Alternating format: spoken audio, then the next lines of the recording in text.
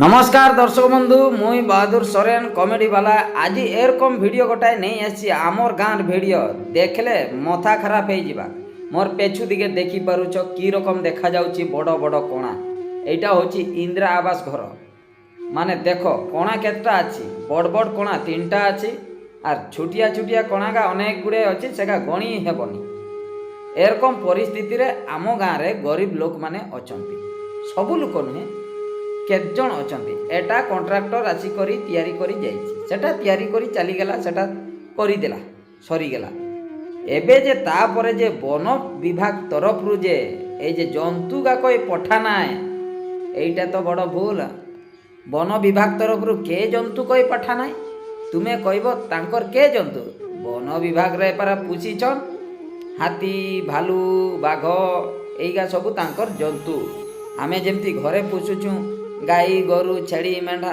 तांकर भी सेरकम हाथी बाघ भालू एटा वन विभाग सेगा आसी करी आमर गाँ के एरकम भांगी दौछन घर गाँ एक क्षतिपूरण किए दिबा ए घरर मालिक डरे तार दौड़ी अलगा दिगे एटा भांगी करी एरकम आछि एटा आजकार घटना नुहे एटा वर्षे 2 वर्ष खंडे हो गला पैसा नाई ठैसा किछि नाई किछि मिलते नाई आउरी देखाऊ चलो तार आगे चलो आग आड़े देख हाय एपटे गुटे एटी तो पूरा पशि जाइथिबा हाथीटा कि परिस्थिति रे तबे रोचन लोक का देखो एटा इंदिरा आवास ना कि देखो लोगो सब मरा है ए फांका कपाट फापाट किछि नै कबाटटा थिले सेना जा किछि एगा भी भांगी जाइछि किए भांगी हाथी भांगी अच्छा एटी इंदिरा आवास एटी आवास योजना लिखाई प्रधानमंत्री आवास योजना बिजु पक्का घर योजना माने नवीन पटनायक भी पैसा देइछि नरेंद्र मोदी भी पैसा देइछि 2018-19 रो ग्रामीण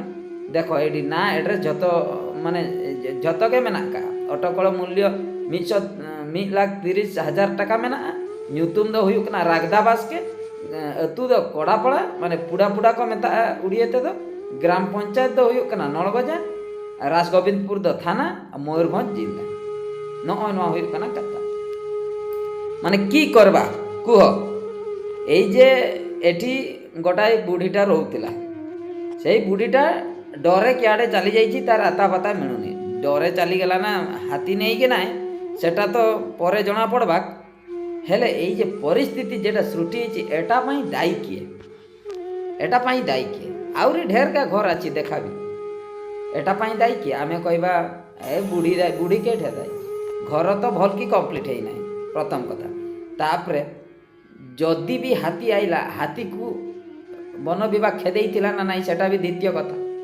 जदि खेदेला हाथी पसला कर खेदे था अलग आड़े आ जदि भी खेदे ना पशि गला हाँ तार बड़ आछि पशि जावा पैसा दियो पैसा भी दौन के देख एटा कि छात ना कि एटा तो भुचुड़ी जावा जदि उपरे गुटे गुटे चढ़ईटा आसिकी बसी पड़वा एटा भुचुड़ी जावा देख एपटे प्लास्टर माराई देखब जीवन रे एरकम प्लास्टर देखी केबे माटिर प्लास्टर मराई एटा इंदिरा आवास ना कि माटिर प्लास्टर देखो सीमेंट सीमेंट बाली मसला केरकम दिया एटा देखो की करबा एरकम प्लास्टर मोर जिंदगी रे देखी नहीं माने की प्लास्टर एगा सब हाथी जते बेले आसुचन हाथी का खाली पाढ़ी दउचन घर का भांगी जाउछ खाली पाढ़ी दउचन एटी भी नाम गाम ठिकाना लिखाई प्रधानमंत्री आवास योजना ग्रामीण 2016-2017 टाका तो हुयुकना 1,30,000 श्रम दिवस 95 दिन नाम चिता हेम्ब्रम सा पुड़ा पुड़ा तू कोड़ापड़ा ग्राम पंचायत नलगजा राजगोविंदपुर ब्लॉक जिला मयूरभंज एटा को भी बनईचन प्रधानमंत्री नरेंद्र मोदी प्लस कोलाबोरेशन करिचन कार संगे बिजु जनता दल संगे कोलाबोरेशन करिकी ए घरटा के बनईछन की करबा कबाट नहीं झोरका नहीं हाथी पाढ़ी दउचन घर भुसड़ी जाउची की घर एटी मनुष रहबाक ना कि एटी कांत फांत नहीं 1,30,000 कियाड़े गेला हिसाब नहीं देखो जदि भी कॉन्ट्रैक्टर कहबाक मुई बनाई देछि के बनाई देछि ठीक अछि तार काम ए बांस रे कबाटटा बना हेतिला आर हाथीटा तो आसिकी करेंट अवस्था देखो करेंटटा केरकम झुलीचे आ शॉर्ट हेबे ना नहीं क एरकम परिस्थिति एटी पायखाना देखे 12,000 टंका खाइला किए ଏଠି ଷ୍ଟ୍ରଙ୍ଗ ସେ ବନେଇଲେ ସିନା ସେଟା ରହିବା। ଏଠି ତ ବନେଇ ଦେଇକି ଛାଡ଼ିଦେଲ। ହାତୀ ଯଦି ହକ୍ତେ আসবা ଏଇଟା ସେଇ ଗୁହ ଥରେ ପଡ଼ିବ ଏଗା ସବୁ ଠିକ୍ରି ଚାଲିଯିବ ଇଆଡ଼େ ସିଆଡ଼େ। ଦେଖ କି ପରିସ୍ଥିତିରେ ପାଇଖାନା 12,000 ଭୁଷୁଡ଼ି ଗଲା। ସରକାର ଯେ ଖର୍ଚ୍ଚ କରୁଛି ସେଟା କାମରେ ଲାଗୁଛି ନା ନାହିଁ ସେଟା ଚେକ୍ କରରେ ଟିକେ। କିଏ ଗା ଡିପାର୍ଟମେଣ୍ଟରେ ଅଛ, ପାଇଖାନା ୟୁଜ୍ ହେଉଛି ନା ନାହିଁ, ପାଇଖାନା ଅବସ୍ଥା କେରକମ ଅଛି, ରିପେୟାରିଂ ଟିକେ କର। ଘର ଫର ଠିକ୍ଠାକ୍ ଅଛି ନା ନାହିଁ ଦେଖ ଟିକେ ରେ। ଆମ ଗରିବ ଲୋକଗା ଖାଲି ହଇରାଣ ହେଇଯାଉଛନ୍ ଯେ ଏପଟ ସେପଟ। କି କର୍ମା କିଆଡ଼େ ଯିମା, ଘର ଦୁଆର ନାହିଁ। ଯଦି ବି ଗୋଟେ ଚାଳ ଘର ଥିଲା ସେଇଟା ଭାଙ୍ଗି କରି ଇନ୍ଦିରା ଆବାସ ଆଇଲା। ଇନ୍ଦିରା ଆବାସଟା ଚାଳ ଘରଠୁ ବି ବେଶୀ ହୀନ ହେଇଗଲା। ଏଠି ଏବେ ସାପ ଛାଡ଼ି କିଏ ବି ରହିବାକୁ ନାହିଁ। ମୂଷା ରହିବ, ଆଉ କୁକୁର ରହିବ, ବିଲେଇ, ଶିଆଳ ଆଉ ସାପ ଏଇ ଜନ୍ତୁକା ରହିବେ। আর মঝিরে হাতি আসই দেখতে, যেরকম তার পটা জমি এটা সেরকম। দেখো মুনুষ কিরকম রইমায়, এটা ঘরটা ঘর রকম থিলে সে না মুনুষ রইমায়। কি করবে, হাতি শুঙ্গি দেলে পারা ভুসড়ি পড়ি যাচ্ছি এরকম অবস্থা। হাতি পশিতি নাই এটি। দেখ এই ঘর কা বি এই যে ঘর তো ভাঙনায় এই গছ কা বি বড় বড় গছ কা বি ভাঙি দিয়েছ।